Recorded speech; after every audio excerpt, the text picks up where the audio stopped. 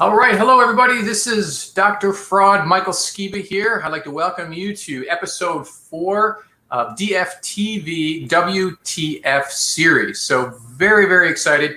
So we decided, it's summertime. We're going to take a little road trip. I know with the lack of travel right now, we figure we're going to do it virtually. So we're going to explore this cool case. And the case has so many different elements to it, and I think that's what excites me is because I want to talk and dive into the actual dynamics of the vacation scam itself, and then it really was it a scam? And this was a lot of you came back to me with some questions on that. Was it actually a scam or was it intentional? And that's exactly what we're going to do in this episode. Is we're going to tackle all these specific areas. So before we do that, just to introduce DFTV. So again, this is the 4th episode. Very excited. It's just we're continuing to build the content, build the audience. So what I definitely want you all to do is engage. Definitely send me topics you want to hear. Please, we love the chat. So throw in as many questions and comments that you have in there. And also, after we post this, please continue to comment as well. So I love getting feedback on the actual episodes we do, things that we could do different, different topics that we can approach. So please, this is all for you. And really the idea is to talk about fraud, fraud and scams, have some fun, take some adventures, and also increase some awareness about it. So to create some preventative tips maybe for you, depending on what type of organization that you work for, or even just on a personal level, to help protect you from a consumer level. So that's kind of what the idea is. So glad you are definitely here for this half hour. And again, strongly encourage you to throw some questions in the chat. We want to definitely continue to engage with you throughout the half hour. So I have a special guest. We're taking a road trip together, Warren and I. So we brought in an expert in this area. So I'd like to introduce Warren Michael Petty. So Warren has a ton of experience in global executive protection and security. He has an advanced degree from Stanford and is currently pursuing a PhD. He's a college professor. And he currently heads up Google in security investigations and protection. And he also has multiple certifications in CPP and from U.S. Homeland Security. So Warren, really, really glad to have you here today. It's good to be here with you. Thanks for having me. Awesome. So you ready for the road trip? Absolutely. Let's go. All right. Headed to the Bahamas. Fantastic.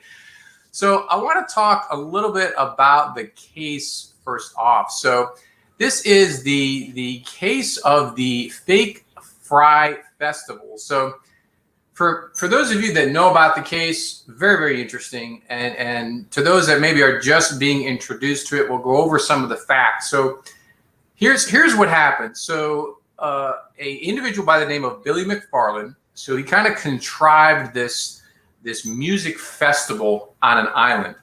And it's supposed to take place in April 2017. And what he actually did, so he is known in the entertainment industry as an entrepreneur.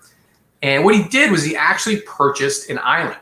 Okay, he actually purchased a Caribbean island, and he promoted this in many different ways. He promised a transformation to those that will be attending. He I think used the term it's going to be the cultural experience of a decade. And what happened is he promoted this really, really well, spent a lot of money on it. He got a ton of investors to come in on this and built the actual festival. I have a couple pictures to show you. And again, it's important to note he is a charismatic person. So he's a charismatic leader. He, like I said, worked his way through the entertainment industry. And there is also, if you're interested, a full documentary on Hulu, which is very interesting, which kind of outlines all of these, the whole timeline, if you will. Well, what happened is when the festival came about, the people actually flew there, they attended, and they did not get what they paid for. So they had over, I think, 100 investors that were involved. They had people flocking to the island, and it never happened. Okay, so I think the total bill was about $26 million. Was the exposure. It was investigated, was brought up on charges. He was arrested arrested and sentenced. They did sentence him to wire fraud. So he did get a federal sentence for that. So let me just show you quickly some photos here of kind of what how this was promoted. So what you see here, this is what the promotion looked like. You know, great, looks fantastic, nice water. He had, you know, of course, yachts. He had some entertainment folks hanging on the back. I mean, he had the whole picture going. So this is how it was posted. Now this is what really happened, and these came out from social media after. Okay, so this is this is what the festival was like. Okay, so and to those of you that are familiar with the with those tents, those are FEMA tents. Okay, so those are pods, like emergency pods that they put up. You can see the garbage around. This was a post made that I found. Here was this fantastic catered dinner that these people paid tons of money for, right, Warren? Out of a takeaway curbside. You know, I mean, I don't even know if I accept that as curbside. You know, I mean, that's not even par with that. So this is what they that's what they got from this. So again, there's so many different areas to talk about here. So those are basically the facts about this. So what I want to do first is I want to explore kind of the, you know, we'll break this apart. So first off, there's the, you know, vacation scam aspect of this, right? And we all know, I mean, now of course we're under travel restrictions, but you know, Warren and I have worked in this space in you know, in vacation scams before. And I mean, we do know some of the things to look out for in generic vacation scams, you know, such as booking directly with the carriers. You know, watch those third-party sites, right? If it is a third-party site or email, whatever your communication is, look for those misspellings and things like this. Look for those rock bottom prices, you know, that the half price plane fares and things like this. I mean, these are things that we look for. So Warren, obviously, you know, you've worked for some worked for some big names, you know, in the tech space. So, I mean, let's just broaden it, not specific to the festival, but what do people, like, what should they look out for regarding those communications, the emails in those generic vacation scams? So those that might be planning on you know, partaking now. Sure. The first thing I would mention is that if it's too good to be true, it probably is. The next thing is OSINT, and those that are not familiar with OSINT, it's open source intelligence. Make sure you're doing deep Google searches. Make sure you're Googling the company, reviews. As you said, misspellings in emails are clear indicators that something is awry. There's just a multitude of tools that you could use, along with picking up the phone and making calls. Numbers listed, try them out, check it out, you know, and you could easily pick up on when things are, you know, not right. Yeah, and I think you know, it's so interesting because, you know, when we talk about I call it kind of the go back to basics, right? I mean, you know, you don't have to have a software package. You don't have to have an app that filters, you know, like let's say gas station skimmers, where they have apps that can detect, you know, Bluetooth in the area. I mean, you don't need that type of stuff, right? It's kind of just being like aware, right? I mean, just doing those, you know, those due diligence things. And as you mentioned, I mean, that's a great point. I mean, just doing basic Google searches, right? So if you're getting, you know, if you're getting emails or you're, you know, looking at a partner site, you know, it's important to look at, you know, what else is out there, you know. And I think one of the things that I, you know, prior to being grounded, I call it, you know, I traveled quite extensively. And I think one of the things I always did was, you know, you have to shop around, right, when you're traveling. But I think one thing I always did was I relied on those reviews, right? And I mean, not the reviews within that site, you know. And I'm thinking a recent trip I took in the beginning part of the year into Greece. You know, this was a remote area, and you had to engage with some guides and things. And, you know, their websites, they had their reviews probably maybe from their own people, I don't know. But I went outside of that, right? So it's important to do your diligence outside of the, you know, the hosted sites, right? Yeah, absolutely. Yeah, you should definitely check multiple sites and do a deep dive, like really cover yourself. Yeah, and also I'd like to welcome some people in the chat. I see we have Zalia, we have Camille, Zakir. Zakir, I think you're way across the pond, I believe. Hey, Joe, how are you guys? So I have just a couple comments here. Zalia, Medicaid healthcare fraud, fraud topics for internal auditors, risk managers. Okay, great. And Camille, recent unemployment, arch deposit scams. How are fraudsters getting the information? Okay, yeah. So Camille, that's a great topic. We could probably tackle that, in a whole separate episode. And I think one of the things that we're seeing with those in these deposit scams, we're seeing links back.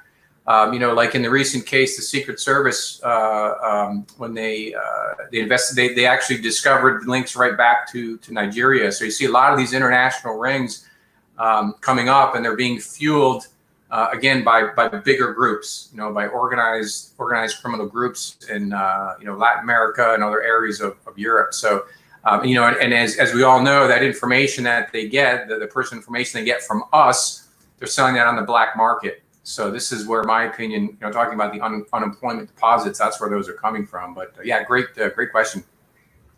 So Warren, when we talk about those, vacation scams, and then we'll get into the psychological aspects of this, how is it that, what is it, we talk about these destinations themselves. I mean, what does that, just about travel fraud in and of itself? I mean, how are people duped by these destinations? That's a great question. Right now, we're seeing a phenomenon called the basic vacation. And people in my generation, we don't want to take your average vacation and take pictures where everyone else is taking them.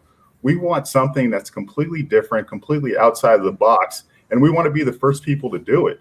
So we're caught up in that allure of, these unexplored places and destinations, and the Fyre Festival was definitely the first of its kind. So I could see why the allure of being the first and, doing something unprecedented like that would be so fruitful to the people wanting to go. Yeah, and you bring up another really good point, talking about the social media aspect, this is a good segue into the psychological aspect of Billy McFarland and the people that were duped. But you're exactly right. The social media postings of right, that's more what people think. You know that, right? I mean, you go to a vacation destination, what do you see? Everyone's doing the same thing. Everybody's doing this and selfies and Instagram, there's Snapchat and everybody. That's the first thing they think of is, I got to get this out there. Hey, look where I am right now. So that's a good point, looping back to this festival, right? I mean, this is like a huge draw for these folks. Absolutely. And to go back to that, I recently went to Bali at the beginning of the year, right before the COVID thing broke out. And at each of these picturesque points, there were actually lines of people waiting to take photos. And you never see the lines in the actual photos. So that just goes to show you that, social media is a deep driver there. And that's actually, a fun search to do. If you, I think I saw that on MSN once, where it was like the Snapchat photo, or the Instagram photo, and then what it's really like, and it showed these people enjoying themselves, they were by themselves, and then it showed the real deal behind them, and there's people pushing, there's thousands of people. But you're right, the psychological element of, hey, I'm going to this cool destination, this great island, all these stars and influencers are going to be there. I'm going to be posting this. I'm going to be, considered an influencer now. So that's a really great point. And one, I think you're right, it draws to that psychological element of it, how when we talk about the psychology of fraud itself, right? And scammers and how people get duped. And I think that's what's really important to key in on is, the people themselves. So, we know fraud, no matter what areas it comes from, whether, just as mentioned in the chat, unemployment fraud, or elderly, that are normal targets for travel scams, and this is why actually we see an incredible spike in scams in places that have a high population of elderly folks, such as Florida. We see this down there because, they oftentimes get duped into, into that element. So with fraudulent cases, right, we see there's always a vulnerable population, right? There's always that something, whether it's a motivational factor or a financial gap they have to fill. So what would you say, like in these cases with these people that were duped, what was, were they vulnerable, or, I mean, did they get duped? Did they willingly do it? I mean, it's kind of an interesting conundrum, right? It is. And I think it's a mixture of things. When you have people like Kendall Jenner sort of legitimizing the trip, it really makes it hard to think that it's a fraud because, it's Kendall Jenner, one of the biggest influencers in the world. How could it possibly be fake? This has to be the real deal. Right? So these influencers help pave the way for this being a massive situation where people are being frauded because they think it's so safe. They see these big names and it sort of just legitimizes the situation. Yeah.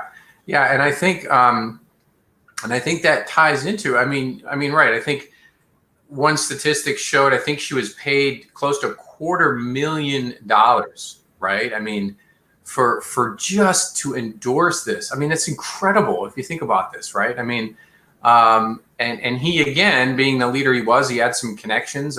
He continued to do this, so it, to your point, it added some legitimacy to it. That people thought to themselves, wow, if Kendall posts this, and we know this, even on the platforms that we're on, in LinkedIn and things like this, we know that there's certain, like if you connect, like if Kendall Jenner or, well, maybe, I mean, that's outside of LinkedIn, but if someone with that same profile in LinkedIn, Jobs or something were to like one of my posts, I mean, it would probably go viral. So, I mean, it's kind of, you see the draw of that, of that mentality, if you will. Yeah, absolutely. That's a good point.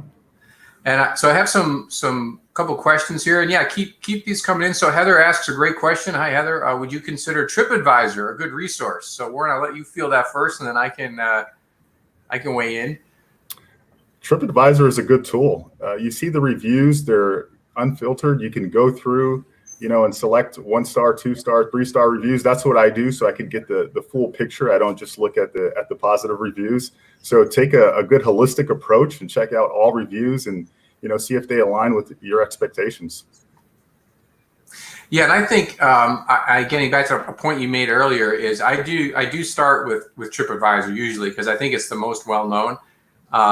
So that's where I start. Look, see who's on there, what kind of reviews, how many stars, and then again, my strategy is I go outside of that. And then I always, like we said, we do our due diligence outside and look at what areas within what other reviews you can find, their websites, other websites, partner sites.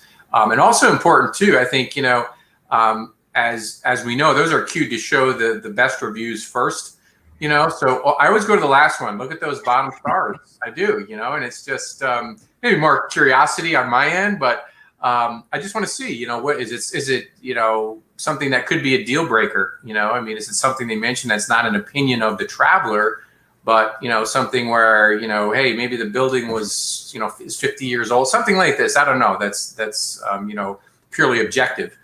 Sure.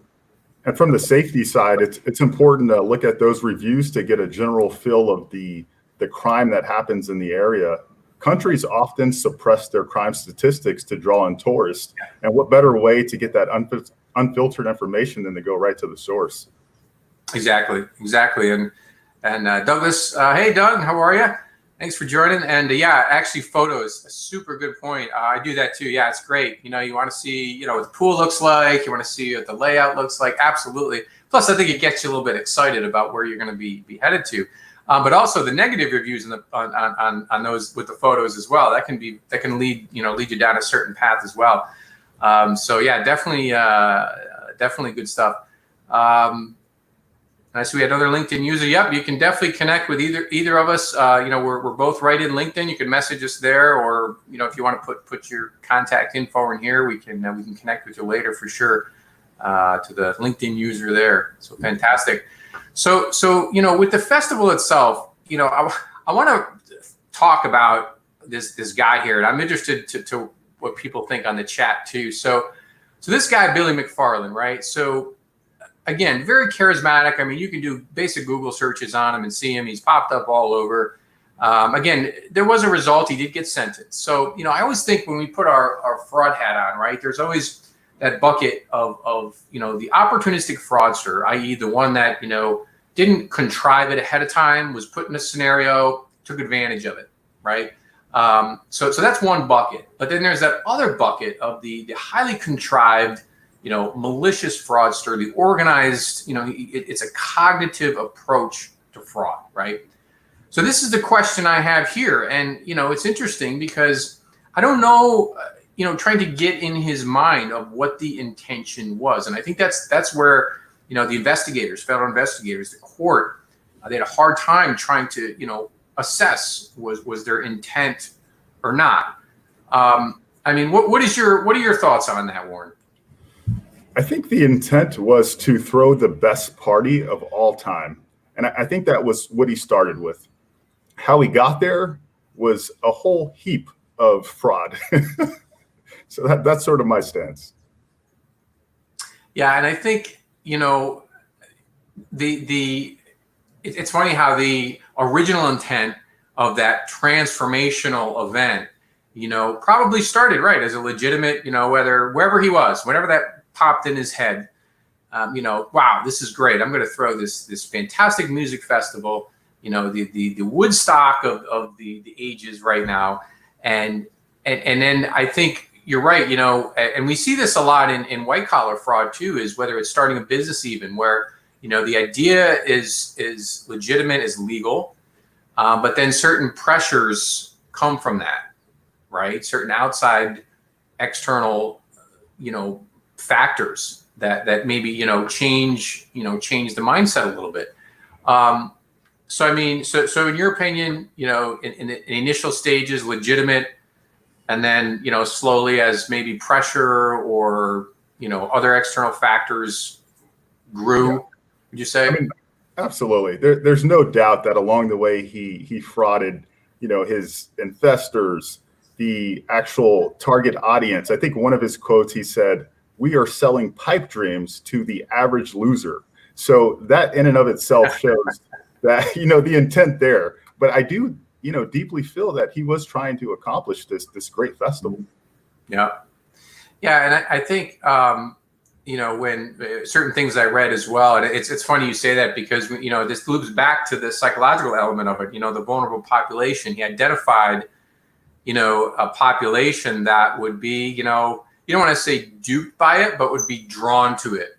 Right. And like you said, if you do a profile on that person, right, the one that is heavily into social media, because they're going to be influenced by the influencers. So that there's this path that as we're talking this out, it's even becoming apparent without taking a huge deep dive into it. But there's almost a profile of the person, like you said, maybe, a certain level socioeconomically. There could be a certain profile that he targeted. But right, when you see a quote like this, it's just very interesting.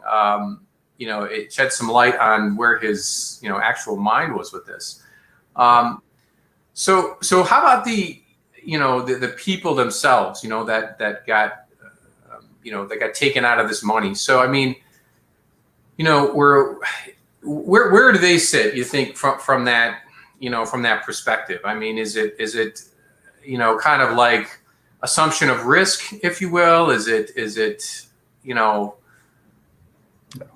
I think, honestly, it's sort of a lesson learned. It wasn't a Bernie Madoff situation where they lost their entire life savings or anything of that nature. This was simply, hey, you got caught up in this facade. You got taken for a couple grand, or maybe even more than that, depending on what package you chose. And this is a lesson learned moving forward to be more risk averse. Right, and a tough lesson too by those cheese sandwiches in the tent. I tell you, I don't know. Absolutely. And yeah, and apparently too, I mean, there was lack of water. I mean, just lack of food resources. I think also the transportation, the infrastructure wasn't supported, so people just couldn't even get out once they got there. I mean, it was, I heard, well, if you watch the documentary, I mean, it's just, there's some live footage. I mean, it just looks like the kind of place that you definitely wouldn't want to pay to be there. Let's put it that way. I mean, so Camille says, "Yep, got greedy when he saw the profit." And yeah, quite honestly, right. I mean, once maybe he realized that people were actually buying this stuff. They were buying his goods, his idea. Then probably his entrepreneurial wheels got turning, and unfortunately, they started turning the wrong direction. Illegitimately. And so we have another. I agree the intent was there. Unfortunately, the money alone was plenty. Many fraudsters like to hide behind failures or challenges of throwing such events, projects, and they can legitimize why these events fail. Yeah, and I mean, if you look at some of the footage too, when they were setting up even the music festival, I mean, it's unbelievable, the amount of local help that he had to bring in. And I mean, from the documentary, I mean, it was just, they were working around the clock. I mean, just constant. I mean, this would never have happened in the United States, where we have specific rules on employment and hours. I mean, it was just the kind of thing where it was almost, to the point in the chat. I mean, right, you ponder, did he know it was going to be impossible, and try to, have that as a front? I mean, interesting question. Yeah. But so would you go, Warren? Would you be duped into it? Just asking. I can't say that I wouldn't. I mean, with the legitimacy of Kendall Jenner, Ja Rule being the face of this thing, and so many stars and influencers across social media, it would be definitely something that attracts or it has the allure there. So who knows? Yeah. Yeah, and especially, the marketing was phenomenal. I mean, just really sold it. I mean, you watch some of these, you can even just do general Google searches on them. Some of the videos were really, really good. And again, he had he added some credibility in there. So on the social media end of it, I mean, so they did a ton of those social media, pushes on that. So is there any way, I mean, from where you sit, where you are, is there any way to protect, anything to look for in those social media? I mean, we talked about, the email and the scams like that, but how about the social media aspect of it, to look at, any type of indicators or flags specific to those platforms? I think you use the same baseline of doing your due diligence, do those Google searches, check out the person who is actually pushing this product or service. And you guys really have to protect yourselves out there. It's up to you. So I would say take the same approach.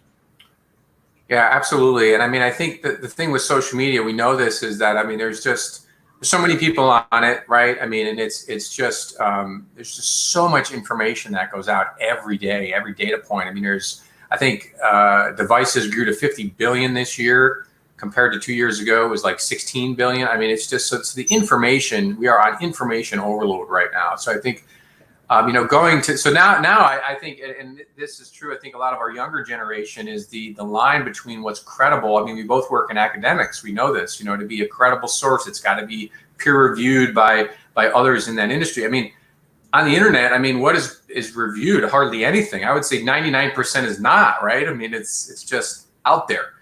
It's true. Yeah.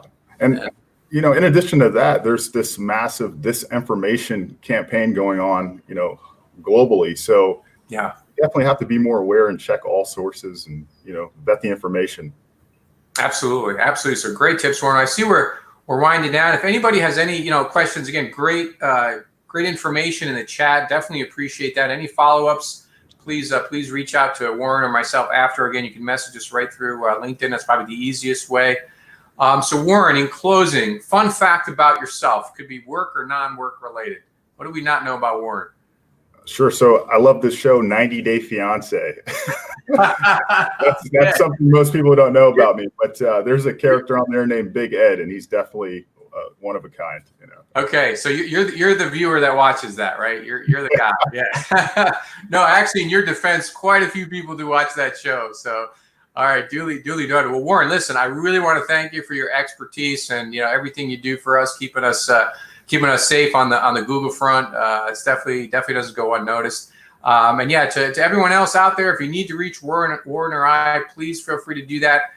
You can connect with us directly through LinkedIn, and absolutely, please connect with me offline. You can message me or email me directly if you have any content, anything for follow-up. We're going to be doing these continuously every 2 weeks, so we've got a great lineup all the way through the fall. So please let us know.